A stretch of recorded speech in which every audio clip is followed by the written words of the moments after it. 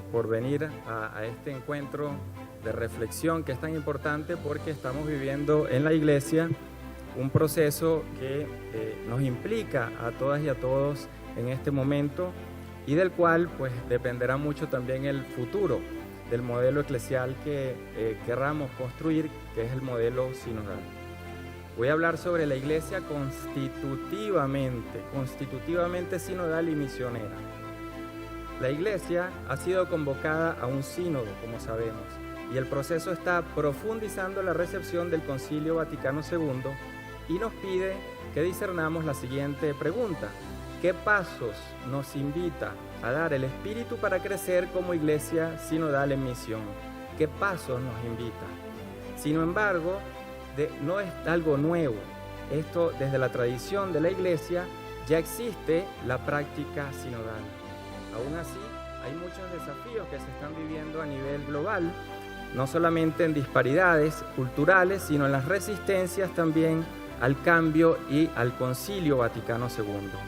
Se podría afirmar que estamos viviendo en una iglesia en transición hacia una nueva cultura eclesial, haciéndose eco de una experiencia similar posterior al Concilio Vaticano II. El cardenal Suenens, quien es el arquitecto de la Constitución dogmática sobre la Iglesia, la Lumen Gentium, decía lo siguiente: la Iglesia debe buscar constantemente nuevos caminos. Una cierta forma de iglesia está muriendo, pero está naciendo otra. Hoy en día nos preguntamos cómo es esa figura de iglesia que nace. 5 puntos. El primero, el pueblo de Dios como sujeto sinodal y misionero. La fase actual en la recepción del Concilio Vaticano II profundiza y madura la categoría pueblo de Dios. Esta noción no ha sido fácil de comprender en todos los contextos culturales y eclesiales donde se desarrolla el sínodo. Mientras algunas regiones del mundo han recepcionado por medio de esta noción el Concilio Vaticano II, otras han manifestado no solo diversos niveles de aceptación, sino incluso rechazo. Sin embargo, estamos ante la categoría conciliar que define el ser y el quehacer iglesia. Durante el proceso de redacción de Lumen Gentium, la Constitución dogmática sobre la Iglesia, el cardenal Suenens situó el capítulo 2 bajo el nombre Pueblo de Dios y luego el capítulo 3, la jerarquía. ¿Qué implicaba esto? Implicaba una manera de entender a la Iglesia, primero como pueblo de Dios, todos y todas bautizados con la misma dignidad, deberes y derechos, y la jerarquía al interior de ese pueblo de Dios como un fiel más, en diversidad de vocaciones, ministerios y carismas. Luego del concilio, el mismo cardenal Suenens destacó esta novedad y dijo lo siguiente: si me preguntase cuál es el germen de vida más rico en consecuencias pastorales que se debe al concilio, respondería, sin dudarlo, el haber vuelto a descubrir al pueblo de Dios como un todo, como una totalidad, y en consecuencia la corresponsabilidad que de aquí deriva para cada uno de sus miembros. Es a la luz de este giro eclesiológico del concilio que podemos afirmar, como dice la Comisión Teológica Internacional, que todos somos corresponsables de la vida y de la misión de la Iglesia y todos somos llamados a obrar según la ley de la mutua solidaridad en el respeto de los específicos ministerios y carismas. La maduración actual de esta eclesiología nos permite decir que el concepto de sinodalidad se refiere a la corresponsabilidad y a la participación de todo el pueblo de Dios en todo lo relacionado con la vida y la misión de la Iglesia. Estamos ante una figura de Iglesia, un modo de ser y quehacer Iglesia, como dice la Comisión Teológica, una Iglesia llamada a activar en sinergia sinodal ministerios, carismas, vocaciones, servicios de cada uno y cada una en la Iglesia. Por eso la noción de sinodalidad es la profundización de la eclesiología del pueblo de Dios. Es el pueblo de Dios peregrino y misionero. Es la construcción del nosotros eclesial. Esta no es una figura alternativa, precisamente porque la misión evangelizadora es la razón de ser de toda la vida eclesial, una iglesia sinodal, nos dice el documento de trabajo de la asamblea anterior, que llegó a la asamblea anterior, una iglesia sinodal misionera tiene el deber de preguntarse cómo puede reconocer y valorar la aportación de cada bautizado para la misión de la iglesia. El ejercicio, pues, de la sinodalidad parte entonces del reconocimiento de la dignidad de cada uno en la iglesia. Por eso la sinodalidad es constitutiva. Esto es una frase que en muchos de los continentes donde se consultó no aceptaban, porque implica definirla en lo que es iglesia y hacer iglesia. Un segundo aspecto, el carácter sacramental de una iglesia sinodal en misión. La Lumen Gentium nos ofrece otro criterio para comprender que la sinodalidad tiene como finalidad la misión. Se trata de su dimensión sacramental. La Constitución Dogmática sobre la Iglesia nos dice: porque la Iglesia es en Cristo como un sacramento, o sea, signo e instrumento de la unión íntima con Dios y de la unidad de todo el género humano, ella se propone presentar a sus fieles y a todo el mundo con mayor precisión su naturaleza y su misión. Hoy, a la luz de la sinodalidad, podemos profundizar esta realidad sacramental y preguntarnos si estamos siendo signo e instrumento de unidad, en fin, si estamos caminando juntos para dar testimonio del reino y colaborar con su llegada. Nos recuerda el Papa Francisco que el mundo en el que vivimos y que estamos llamados a amar y a servir, también tiene en sus contradicciones y exige de la Iglesia el fortalecimiento de las sinergias en todos los ámbitos de la misión. El discernimiento de esta realidad epocal que estamos viviendo es fundamental, porque de ella depende la misión de una iglesia sinodal. El instrumento en laboris del pasado mes de octubre del 2023, el instrumento que se usó para hacer el discernimiento de toda la asamblea, dice lo siguiente: si la iglesia durante su peregrinación en la tierra es por naturaleza misionera, entonces la misión constituye el horizonte dinámico desde el que pensar la iglesia sinodal. Por ello, discernir nuevas sendas pastorales supone iniciar, decía un teólogo llamado Marie-Dominique Chenu, no primariamente a partir de los textos, por muy normativos que estos sean, en lo jurídico, en la escritura, en lo dogmático, sino a partir, dice él, de la fe actualmente vivida en la comunidad cristiana y de los interrogantes que desde ahí se le plantean a los textos. Se trata primero entonces de conocer y comprender el mundo en que vivimos, sus esperanzas, como dice Gaudium et Spes, sus aspiraciones, el sesgo dramático que con frecuencia le caracteriza. ¿Qué significa caminar juntos? Una frase que continuamente repetimos. Y en el único documento donde se le define es en el documento preparatorio que dio inicio a todo el proceso sinodal. En el documento se nos dice: se refiere este caminar juntos a la vida interna de las iglesias particulares. Visto así, caminar juntos supone revisar nuestras identidades y relaciones, el ser de la iglesia, nuestras dinámicas y formas como nos comunicamos, el operar de la iglesia, y las estructuras e instituciones en las que hacemos vida, el quehacer y hacer de la iglesia, la institucionalización de la sinodalidad. En esta perspectiva, la dimensión sacramental supone adaptar mejor a las necesidades de nuestro tiempo, como dice la Sacrosanctum Concilium sobre la liturgia, las instituciones que están sujetas al cambio, adaptar a nuestro tiempo las instituciones que están sujetas al cambio. En ambas perspectivas, misionera pues, y sacramental, surge nuevamente la pregunta que se discernió en octubre del 2023. ¿Cómo imprimir a nuestras estructuras e instituciones el dinamismo de la iglesia sinodal?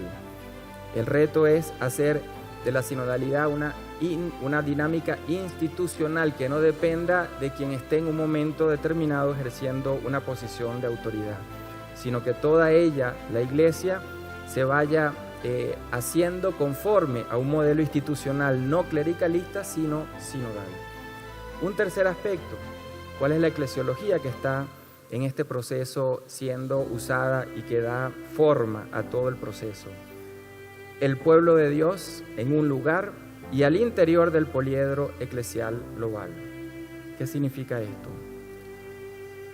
La recuperación de la dimensión misionera supone iniciar procesos de inculturación de la fe, pero como decía querida Amazonia, la inculturación también debe desarrollarse y reflejarse en una forma de llevar adelante la organización eclesial.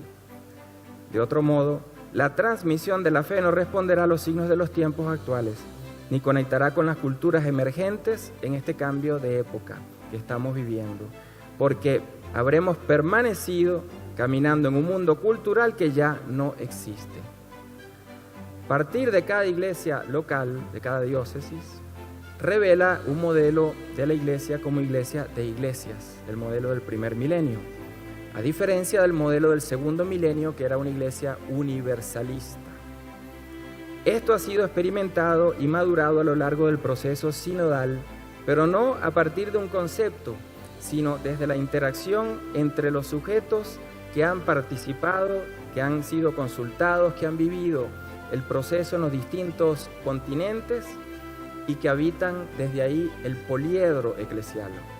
Una de las experiencias que nos dicen los consultados es la siguiente: hemos podido tocar con nuestras propias manos la catolicidad de la Iglesia, que en las diferencias de edad, sexo y nuestras condiciones sociales y económicas manifiesta una extraordinaria riqueza de carismas y vocaciones eclesiales y guarda un tesoro de diversidad de lenguas, culturas, expresiones litúrgicas y tradiciones teológicas. Imaginémonos en esa aula que todos hemos visto la foto de muchas mesas. Cada mesa representa una iglesia local. En cada mesa están los distintos sujetos eclesiales, obispos, presbíteros, laicos, laicas, religiosas, religiosos, diáconos.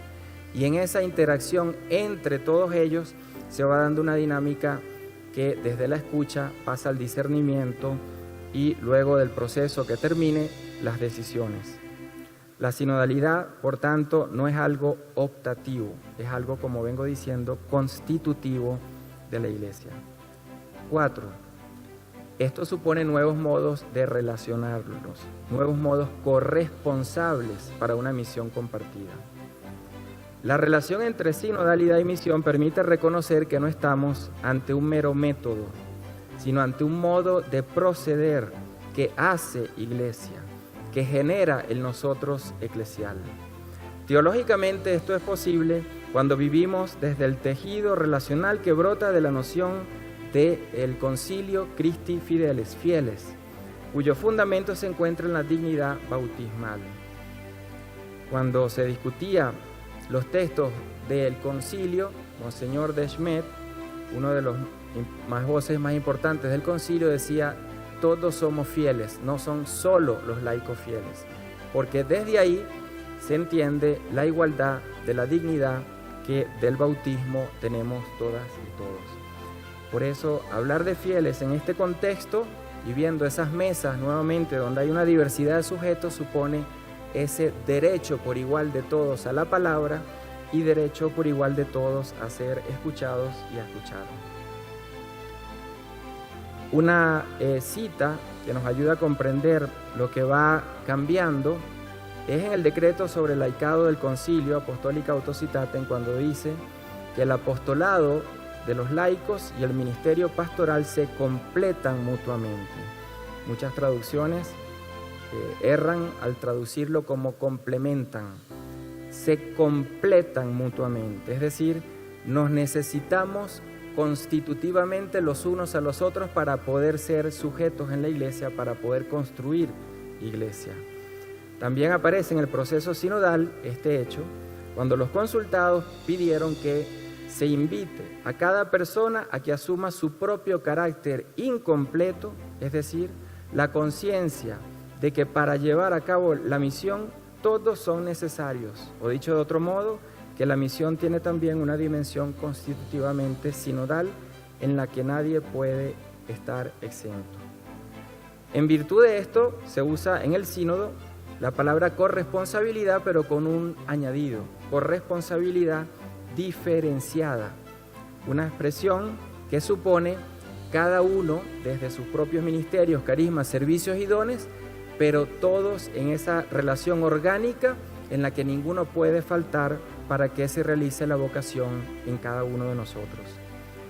Pero ¿cómo hacer entonces para que esta misión de la Iglesia sea vivida sinodalmente? Hoy en día se recupera y se profundiza la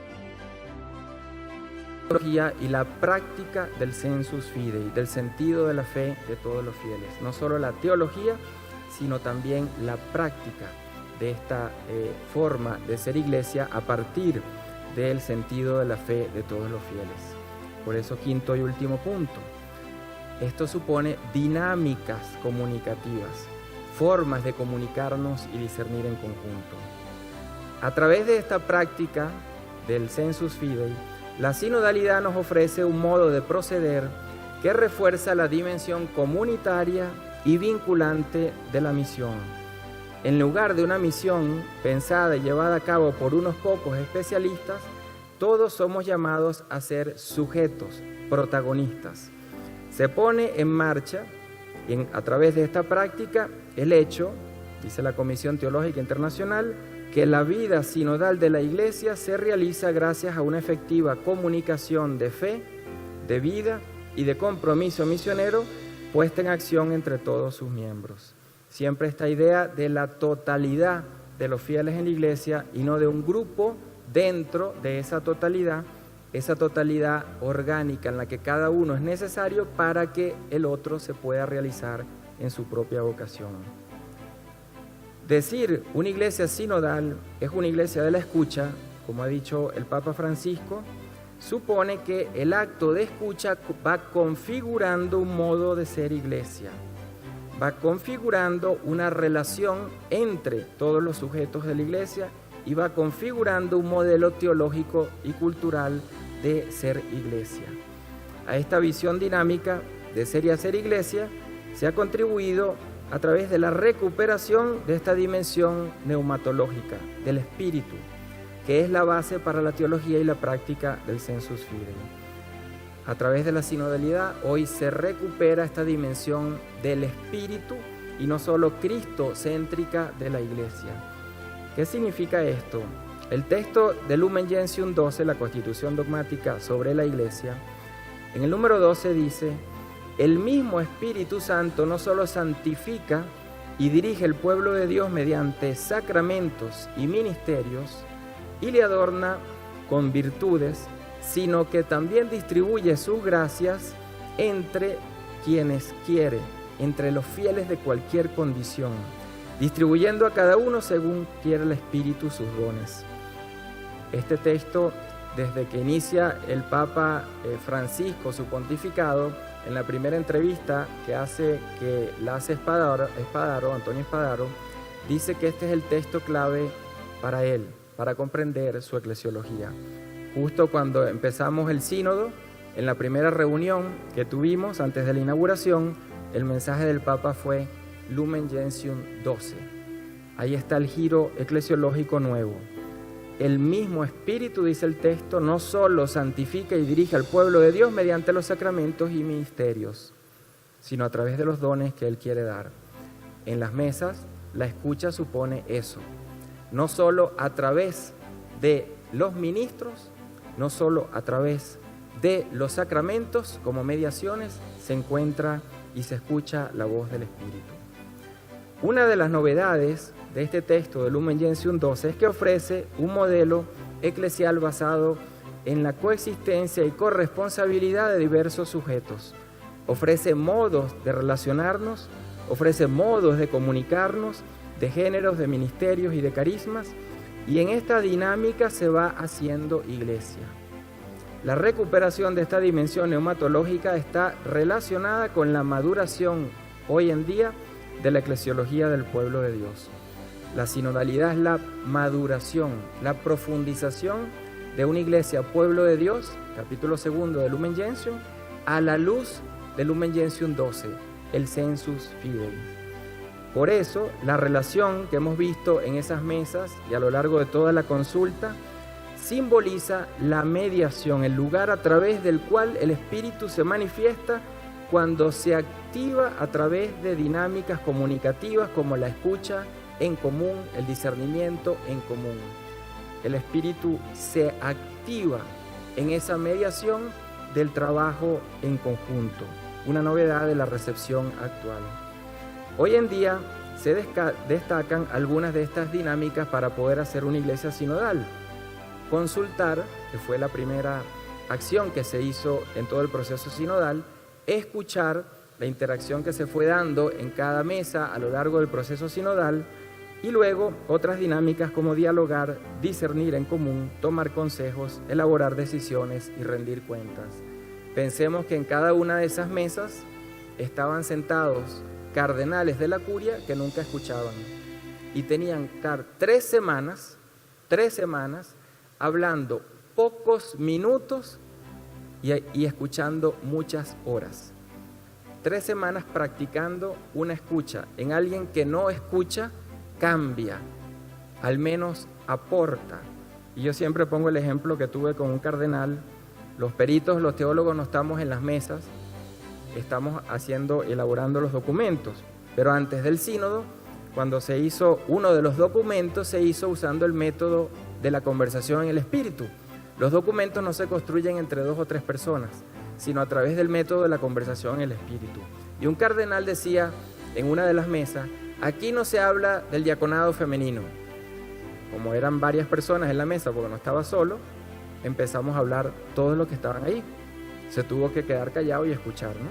Al final me dijo: gracias, porque aunque no estoy de acuerdo, comprendí por vez primera los argumentos. Escucha.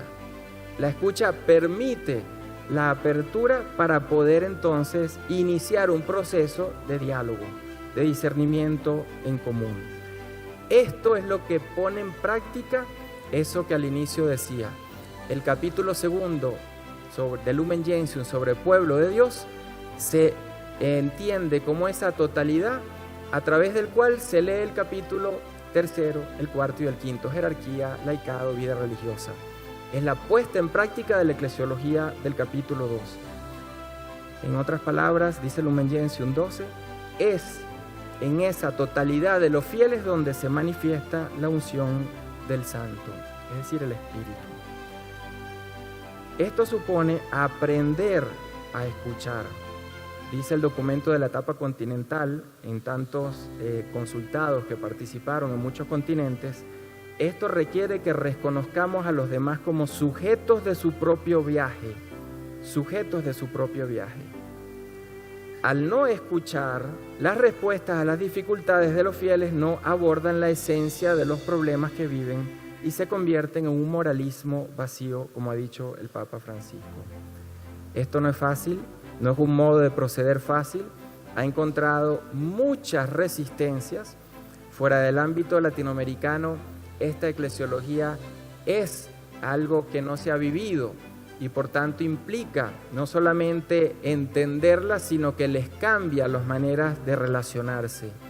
En África, la imagen de la tienda que se usó para la etapa continental fue rechazada, diciendo: esa iglesia no es la imagen que se muestra para nosotros, porque la tienda para ellos representa la experiencia de estar como refugiados, sin techo, sin comida. Luego en Oceanía dijeron: aquí tampoco la tienda se entiende, porque es un continente acuático, y entonces al tener muchas islas es muy distinto decir tienda. Y esto supone entonces que las imágenes de iglesia se construyen desde las propias realidades culturales. Cuando en América Latina decimos pueblo de Dios, es algo natural, fluye, no hay un cortocircuito. Eso muestra cómo la sinodalidad nos va dando a conocer que hay una diversidad de formas de iglesia, de formas de recepción del Concilio Vaticano II. Por ello esto supone una nueva cultura eclesial, requiere formación y experiencia, requiere poner a la disposición los medios adecuados para evitar discusiones vacías, basadas en opiniones o en guerras culturales. Por tanto, se debe permitir la consulta y tener la información necesaria a la disposición de quien va a escuchar, discernir y tomar decisiones. Se requiere deliberar a partir de puntos de vista diversos y no imponer uno. Se requiere del tiempo para poder madurar la propia posición después de haber escuchado. Supone integrar diversidad de sujetos, vocaciones, carismas, ministerios, géneros, que disciernan junto la palabra de Dios y escruten los signos de los tiempos. Una de las grandes fallas es cuando no existe esta diversidad en la escucha, porque tendemos entonces a imponer la visión de unos pocos y no de todos. Para concluir, vivimos un cambio de época en lo cultural, pero también en lo eclesial. Y este cambio de época sigue interrogándonos. Aquello que decía Congar en 1972, pocos años después del concilio, y hacía una reflexión que es hoy actualicísima. Decía él: debemos preguntarnos si un ayornamiento, una actualización, será suficiente o si será necesario algo más. La cuestión se plantea en la medida en que las instituciones de la Iglesia surgen de un modelo cultural que ya no puede encajar en el nuevo modelo cultural. Surgen de un modelo cultural que ya no puede encajar en el nuevo mundo cultural. Nuestra época, dice Congar, exige una revisión de las formas tradicionales que vaya más allá de los planes de adaptación o ayornamiento y que suponga más bien una nueva creación. La actual forma institucional de la Iglesia debe evolucionar o ya no encajará en las culturas emergentes, produciendo entonces nuevos quiebres en la transmisión de la fe. Los obispos latinoamericanos en Aparecida, en la Conferencia General en el 2007, decían: son necesarios cambios que supongan abandonar estructuras caducas que ya no favorezcan la transmisión de la fe. Si los seminarios y las parroquias siguen respondiendo a un modelo tridentino, y es una de las grandes peticiones de todos los consultados, cambiar la formación, que implica cambiar el modelo, ¿cómo podemos entonces pensar que puede ser una estructura caduca que hoy en día no tiene en esa forma de existir sentido alguno? Quisiera concluir con las palabras del cardenal Suenens, con quien comencé, en una entrevista que le hicieron al finalizar el concilio. Y él decía lo siguiente, un texto hermoso: creo en las sorpresas del Espíritu. Juan 23 fue una de ellas y el concilio también. Eso era lo último que esperábamos. ¿Quién se atrevería a decir que el amor y la imaginación de Dios se han agotado? Esperar es un deber, no un lujo. Esperar es soñar, no es soñar, sino convertir los sueños en realidades. Felices los que sueñan sueños y están dispuestos a pagar el precio de hacerlos realidad.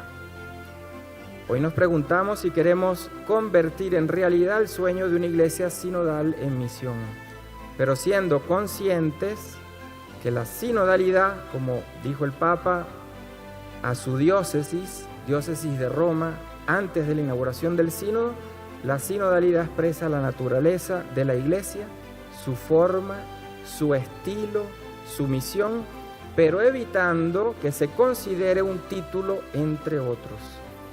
Que el Espíritu Santo nos guíe en la construcción de una iglesia sinodal y que podamos responder juntos al llamado de la misión evangelizadora en el mundo actual, ejerciendo nuestra parresía bautismal. Muchas gracias.